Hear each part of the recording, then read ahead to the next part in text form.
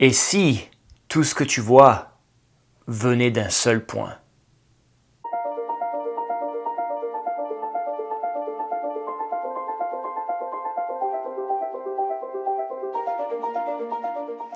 Bienvenue sur ma chaîne YouTube, ici on parle de transformation profonde, de reprise de souveraineté et de ton pouvoir intérieur. Et aujourd'hui dans cette vidéo, j'aimerais parler de la conscience universelle. Et qu'est-ce que je veux dire par conscience universelle? Et pourquoi je veux parler de conscience universelle? Encore une fois, pour moi, plus on a une connaissance accrue de notre monde, de notre réalité, plus on peut étendre notre perception du monde. Et quand on change notre perception, on change notre vie. Donc, encore une fois, c'est un concept très très important à comprendre et à connaître. Donc pour moi, la conscience universelle, en fait, on peut l'appeler Dieu. Les religions l'ont appelé Dieu. Certaines personnes sont plus confortables à l'appeler Dieu, certaines personnes sont moins confortables. Moi, j'aime bien utiliser le terme conscience universelle pour pas rentrer dans des débats religieux. Mais tu peux l'appeler le point d'unité, tu peux l'appeler la singularité, c'est vraiment comme tu souhaites. Pour moi, au commencement, il n'y a rien. Il n'y a que cette conscience universelle, rien d'autre.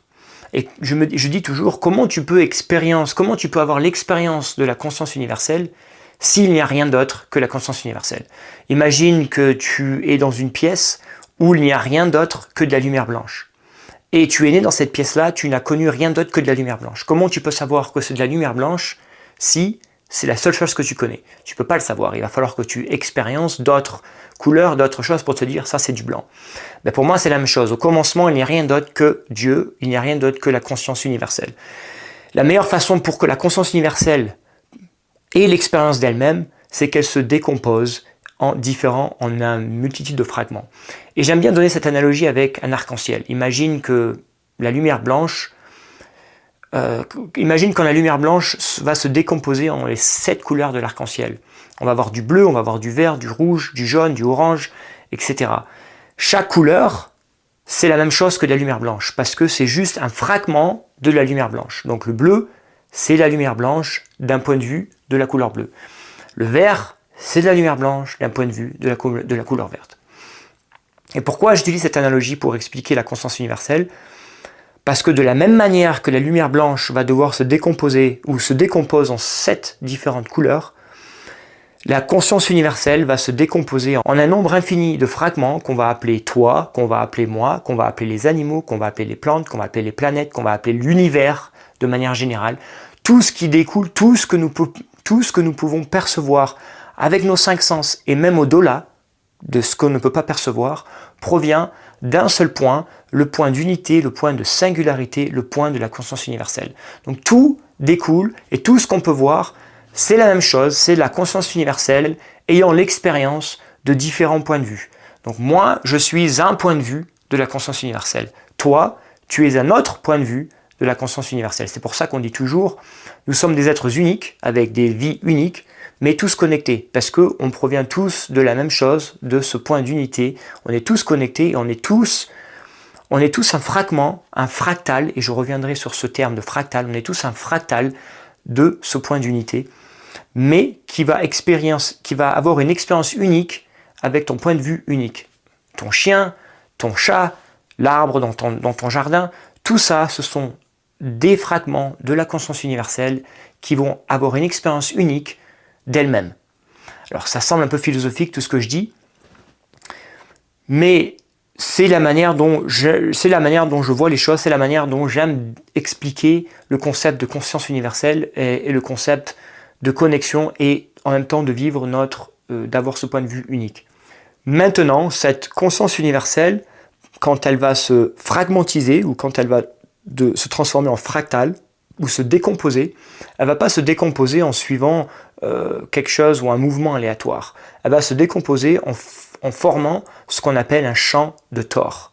Ce champ de Thor, c'est par exemple quand tu penses à la Terre et tu sais qu'autour de la Terre il y a ce champ électromagnétique, c'est ce qui crée donc ces aurores boréales quand on reçoit des tempêtes solaires. La Terre a un champ énergétique autour d'elle, un champ électromagnétique, et ce champ électromagnétique est un champ de Thor. Pense à un aimant aussi quand tu vois toujours ce mouvement comme ça là, et hop, que je te mets aussi à l'écran pour que tu puisses comprendre un peu ce que je veux dire pour ce champ de Thor.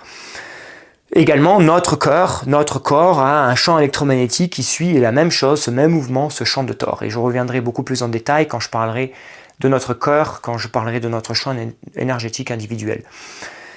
Mais la décomposition donc de cette conscience universelle va former ce qu'on appelle un champ de Thor.